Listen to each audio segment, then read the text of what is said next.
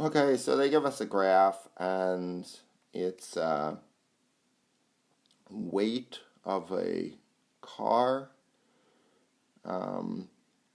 by miles per gallon. So clearly, as the weight increases, miles per gallon decreases, right? That makes sense. A really light car is going to be able to use less gasoline to move it, right? Less energy to move a lighter object, right? Okay.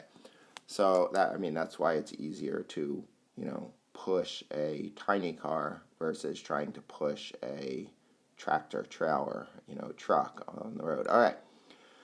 So this says describe the association, and what the book asks for and what we ask for in the course are slightly different. I would say that if you saw that looks like that, right?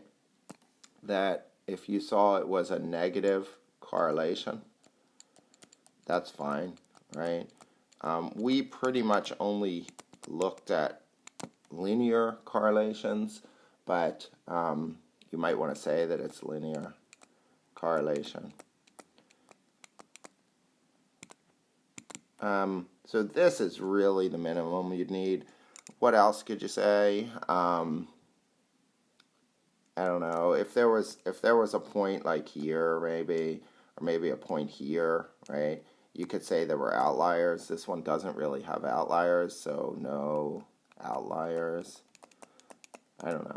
All these are optional to me, this one being the key, that you saw that it was a negative correlation. As one of the values increased, weight, the other value decreased, miles per gallon, right? That makes it a negative or an inverse correlation, right?